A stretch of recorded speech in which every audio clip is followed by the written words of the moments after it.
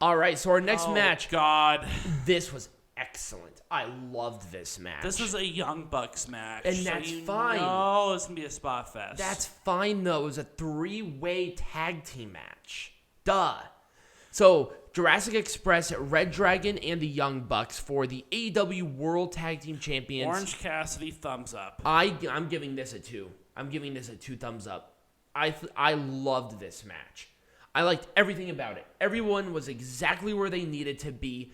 It was spotty, and given a 3-way tag team match, it had to be.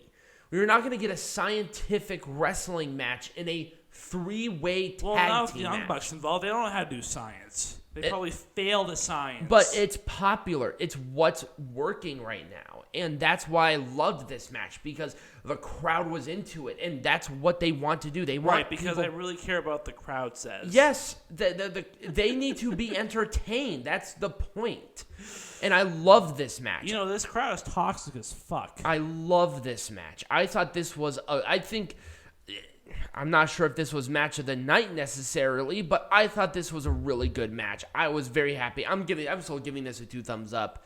And it was a Jurassic Express for Jurassic Express to win, which was actually surprising. I know, I was surprised too. But here's the problem. Here's the thing, though. reDRagon and Young Bucks were already established. I think Jurassic Express winning it was perfect because they still need that credibility. It was never about Jurassic Express, though. It was always about Jurassic Express. And no. why did they win the belts? Because the real rivalry is the Young Bucks and reDRagon. So they're going to have it after this, then?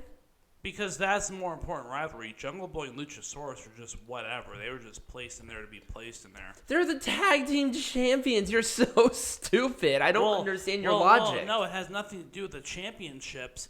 The entire rivalry is centered around the Young Bucks.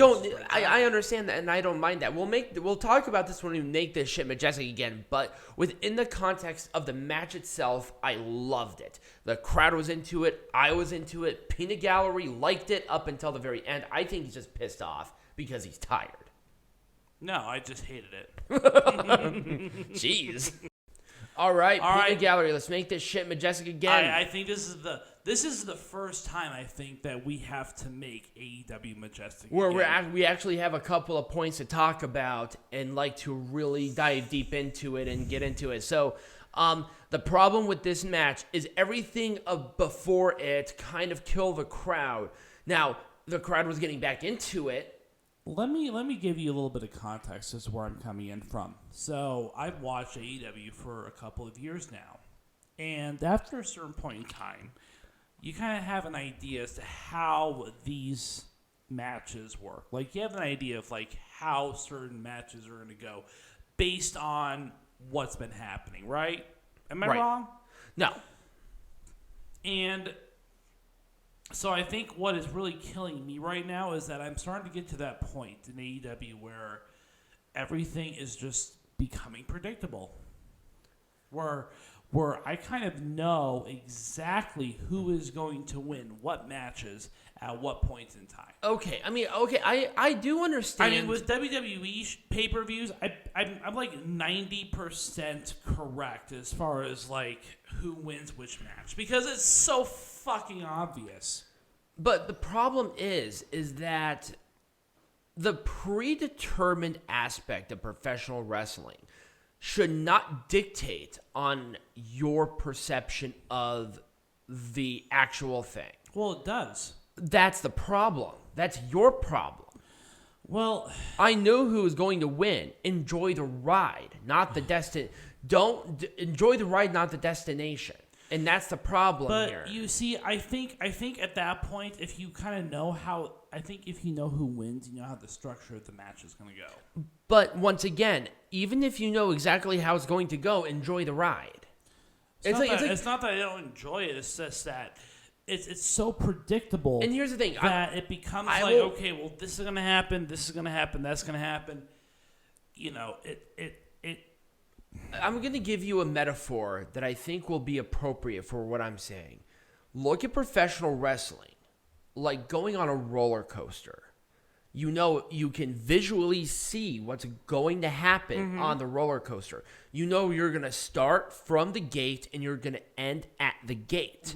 The enjoyment comes from going around everything. Mm-hmm. That's what professional wrestling is. Okay. Look at a play. You know what's going to happen. Mm-hmm. You know how it's going to end. Enjoy the ride.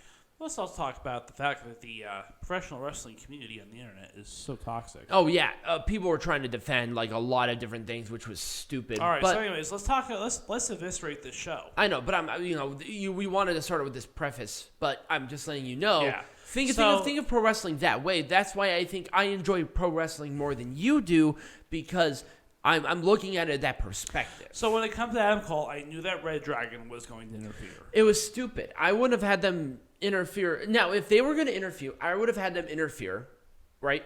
Whatever. Mm-hmm. But I would have had them been thrown out instead of the hoggly boosh and them moving tables and all this bullshit that they did. Instead of without the referee doing a damn thing. Oh, I know, that was really annoying too. How many times throughout the show did the referee see something happen and fail to do anything about it? Like at least 5 times. Yeah, easily.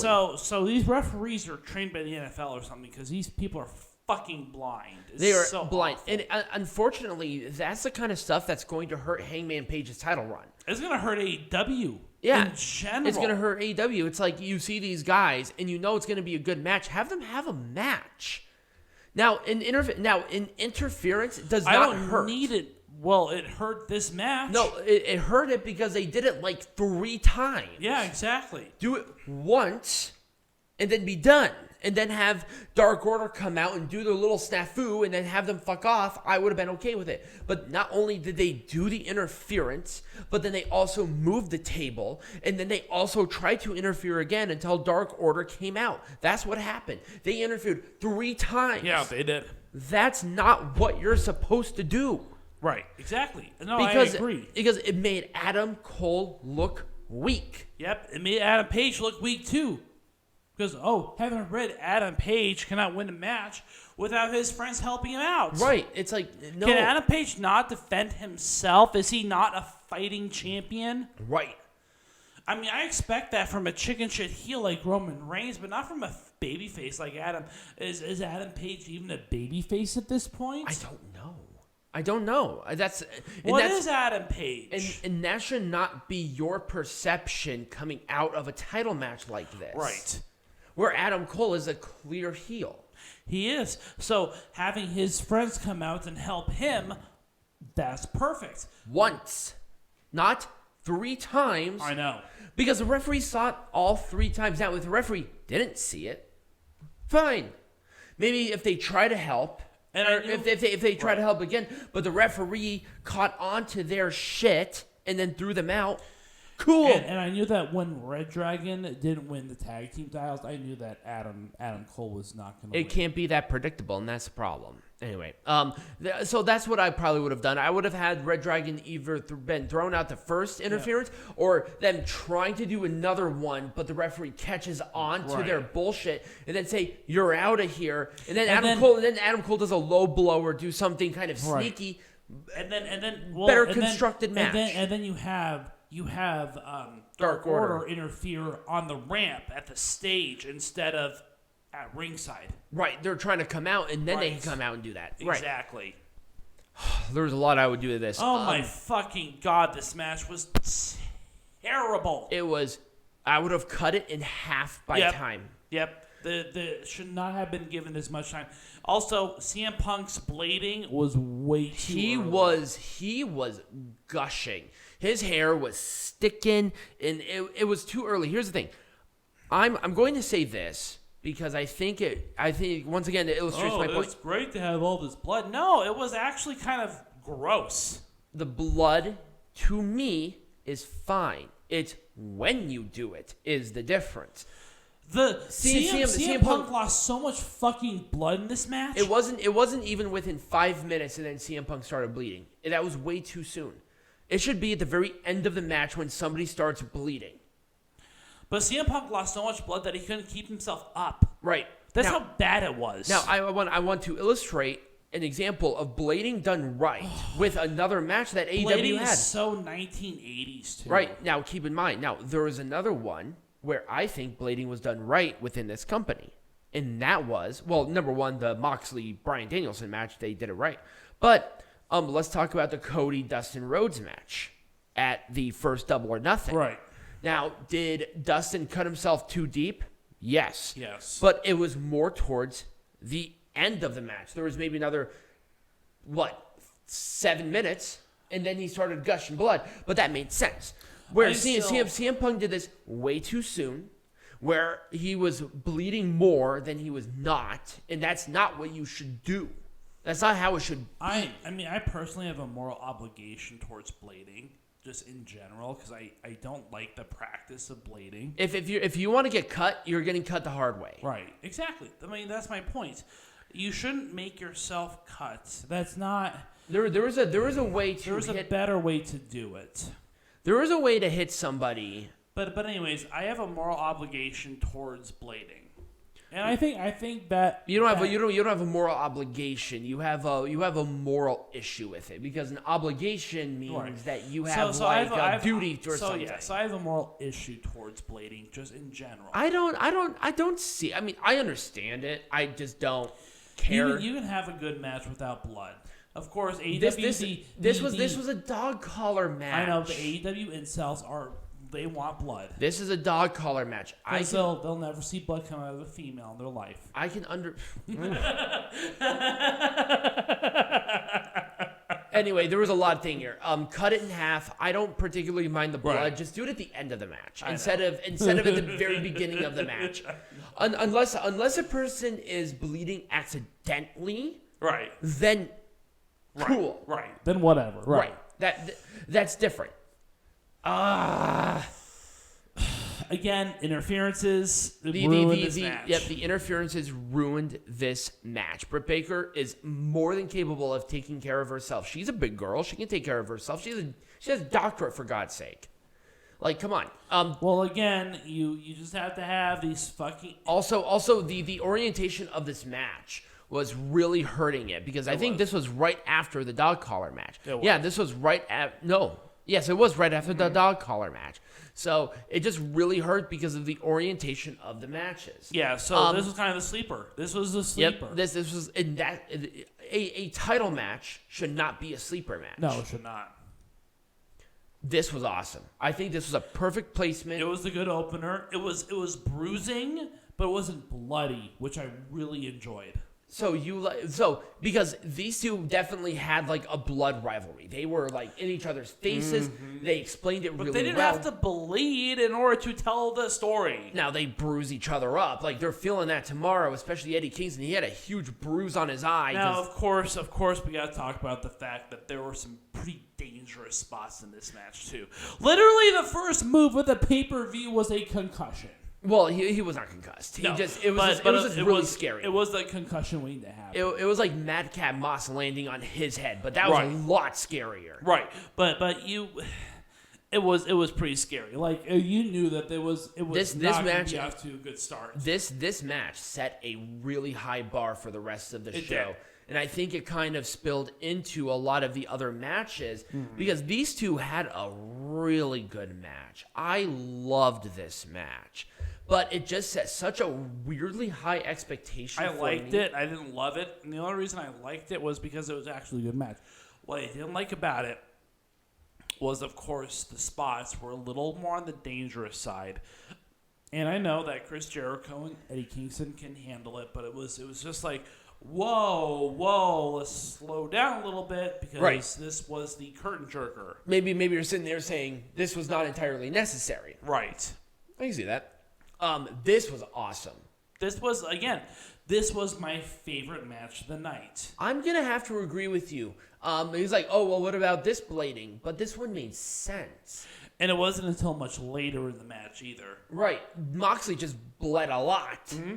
That was it. And also, Bryan Danielson is a very close-up fighter. So, of course, he's going to get covered in somebody else's blood because he's like doing grapples and stuff against a bloody guy. You don't think that's gonna get smeared on you in like 2 minutes? It was a classic wrestling match, and that's Right. what I wanted. But also John Moxley is not known for his classic wrestling matches. But also what I really liked about this, it wasn't just a classic match, it was a brutal match. It was. They fought each other. Yeah, this was a fight. This was a brawler match and a technical submission match. It was a lot of fun. I really enjoyed the whole experience of this match. I like this match. I know you don't like Spot Fest matches. This was a Spot Fest. It was the Young Bucks are obviously they're the Spot Fest queens. And, you got reDRagon, who would be a great... If it was just reDRagon and Jungle Boy and Luchasaurus, I would have loved this match. I don't know why the Young Bucks were added to this match. I feel like it was kind of unnecessary. It was very unnecessary. The way that this match just set itself up was just terrible, too. Right.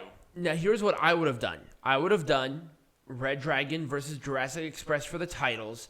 Young Bucks come out, pretend like they're going to help reDRagon, but yet screw them.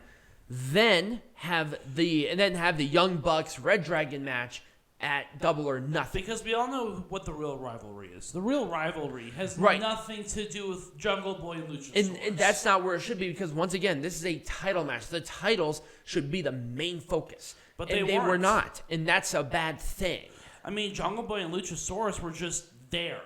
And, I feel like they were just there, right? And the real rivalry was reDRagon Young Bucks.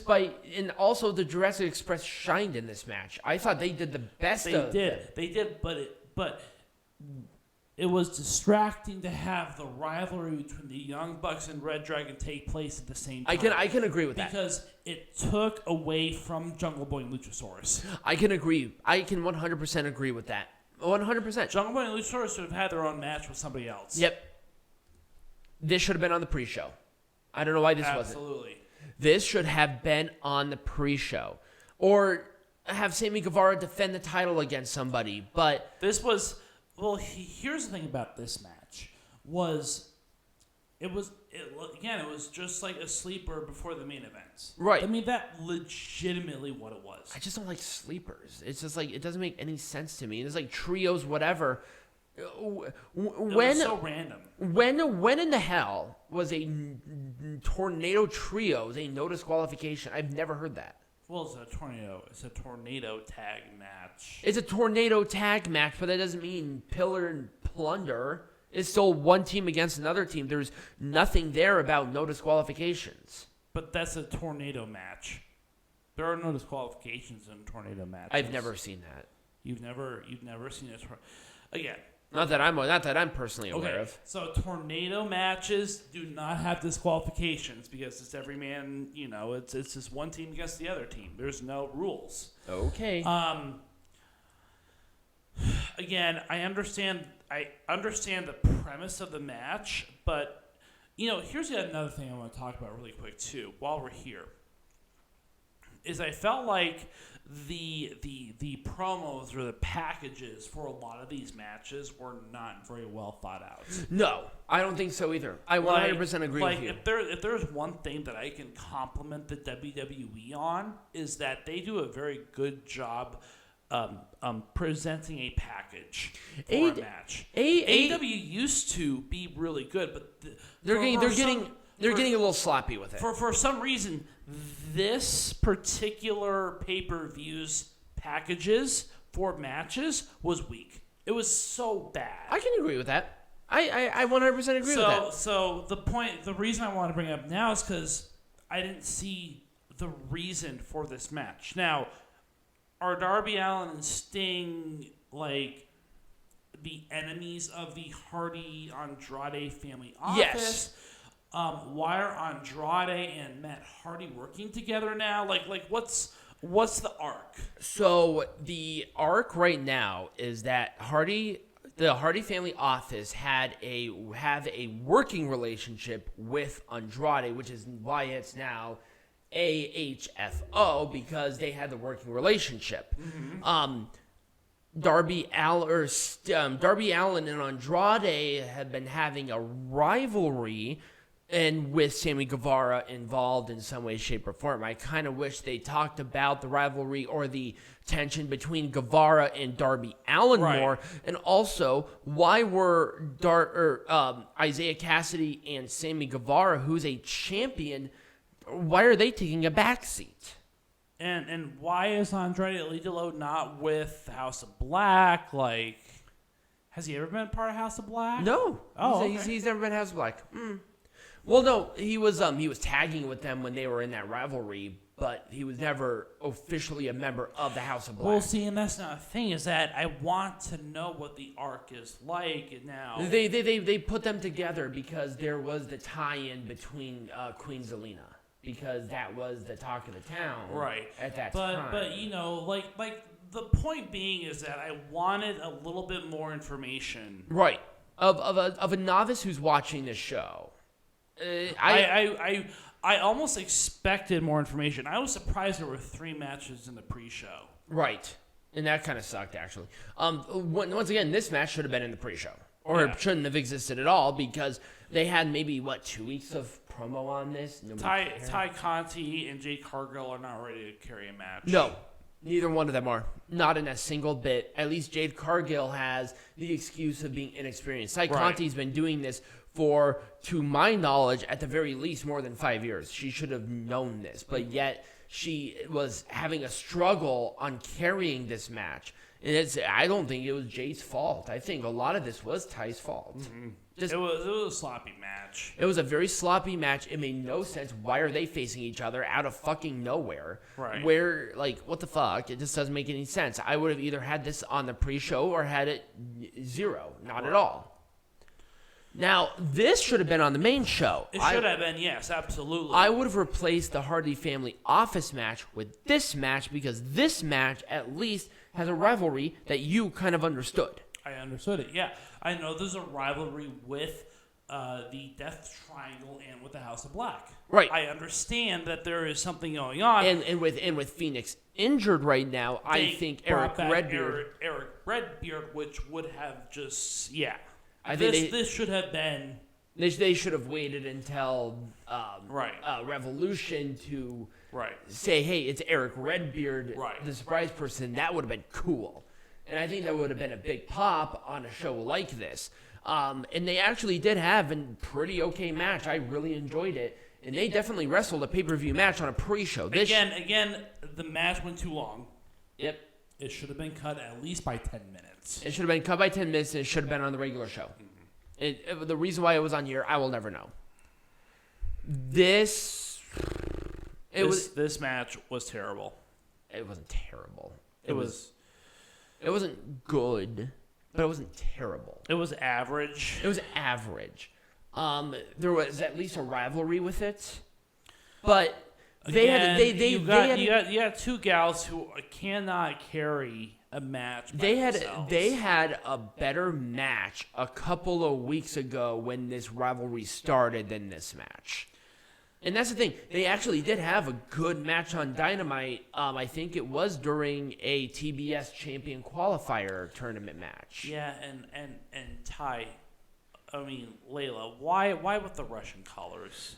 I'm not going to explain it to you. I know why, but she is not portraying a Russian.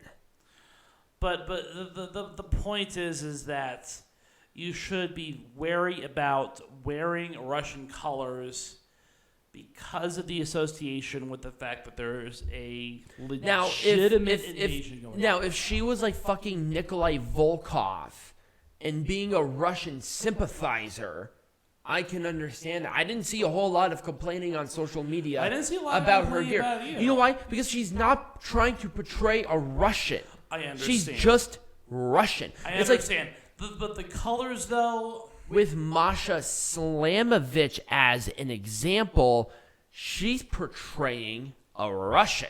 Mm-hmm. But Leyla Hirsch is not. Right. She's just a wrestler who happens to be Russian. But I kind of would have put off the colors for at least a while. Maybe do like all black gear or something. Right, exactly. Because she's a heel already. Right. I would have done something a little bit different. Or if she actually supports Ukraine, why not do Ukrainian colors as defiance sort of thing? That'd be cool. But the point is that I felt like, based on current geopolitical situations, it was a little bad taste. Heel heat? It would have been a little much if she was trying to get heel heat. Yeah, I'm like, do you want her to get killed? That's like if Alexander Rusev was having the big Russian flag flowing down right now. Right. That probably wouldn't have been a good idea. Or Lana giving thanks and praise to Vladimir Putin. That probably would not be a really good idea right now. Right. Anyway, I'll be honest with you. I think this should have been on the main show. Really? Hook? Yep. No. Yep. Nope. I think at least 0%. If this was a sleeper match, this would have been a better sleeper match than the AEW Women's Champion. This would have been a better sleeper match than maybe half of the fucking dog collar match. It doesn't have to be long. It just has to be there. This was the only perfect match for the buy-in. Really? I thought the other. I mean, I don't know. I think there were some matches that were on the main show that should have been on the buy-in and vice versa, and this is one of them where I'm saying if this was not, this should have been the curtain jerker. Instead of Jericho Kingston, this should have been the curtain jerker. Maybe, but you get rid of the TBS Championship match, and you get rid of the Hardy Family Office match, and you put in a shorter House of Black versus Death Triangle match, and this match, and you have a much better constructed pay-per-view. I don't know. It's a little hard to sell because this one, but the thing is, this one did have a rivalry. They actually explained it really well, and I thought, to be honest with you, I did enjoy this match. I thought it was fine. And then, well, it's not the end. Let's talk about the face of the revolution, and then we'll wrap it up. I wouldn't have done anything different. I think everybody was exactly where they were supposed to be. I enjoyed the match itself, and I think they actually put over a couple of different people within the structure of the match. Here's the thing, is that we talked about Orange Cassidy. Orange Cassidy's act is getting a little old. Mm-hmm. It's kind of like New Day. New Day is great, but I'm so sick of the New Day. Yeah, they're a little old. And what does Orange Cassidy have outside of like being Orange Cassidy? Here's the thing. I would love to see an evolution of him as a character. Orange Cassidy actually wrestled as a masked luchador. I can't remember his name off the top of my head. When he was in Chikara, he wrestled as a luchador. Oh. He's actually a very, very good wrestler. He just found this gimmick and it works. Well, it worked. It worked. I'll be honest with you. I'm kind of in the same boat.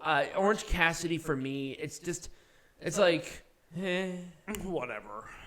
It was fun. It was fine. Maybe if he did something like that, but was a heel, that might be kind of interesting. And then of course you got Keith Lee, you got Wardlow, you got Hobbs. They kind of jerked them off as the big guys because they were the big, huge guys, and then people are like hating on WWE for saying, "Oh, they like to promote big guys." Well, AEW is doing the same fucking thing. Well, because they're like, "Oh man, well Keith Lee is just like the guy coming from WWE." Right. Powerhouse Hobbs and Wardlow just have that sort of charisma that makes them really popular right now. And that's why one of them won. Was because Wardlow is they're not promoting Powerhouse Hobbs and Wardlow because they're just big. Right. There's a lot more to Wardlow and Powerhouse Hobbs. There is. They just happen to be young and big. Right. That's it. Exactly. But they're promoting them like, oh, they're the big guys. They're the huge guys. They are the big guys. They are the huge guys, but they're also good. That's the thing. Right. This is not a Lex Luger situation. Right. They're not bad wrestlers. Right. They have charisma. They have presence. They're just wrestlers who happen to be big. They're not big guys who are made as wrestlers. Right. And then you got Christian, and then you got Christian was there to lead the match because he had the experience. And then Ricky Starks was there because they wanted more people on the Team Taz heels. Ricky Austin Theory. Yes, basically. they like to jerk him off. And Orange Cassidy was there because Orange Cassidy, albeit his act getting kind of stale for me, he's still popular. So they wanted him at least on there to get that pop in every single match. I understand why. I do. I'm not going to be too nitpicky about it personally. I wouldn't have changed anybody out of the face of the Revolution ladder match, and I would have done a surprise maybe. I give it a thumbs down.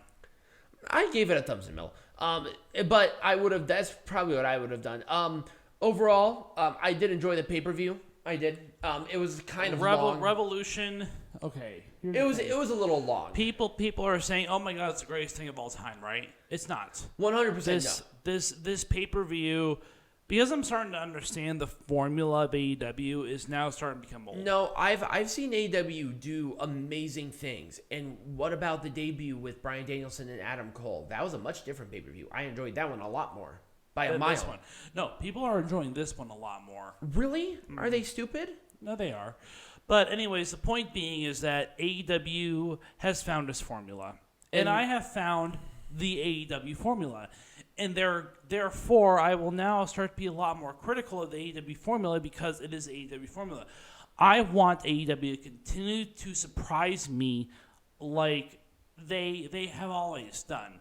And I don't want predictability. Can we also put the fucking pay-per-views on Saturday again? Yes, like, seriously. come on. I understand Sunday pay-per-views and whatever, but for God's sake, don't put on a 5-hour whatever. It's so annoying. WWE's at least been good about keeping it down really short. To where they at least end it at like 7:30 instead of 9.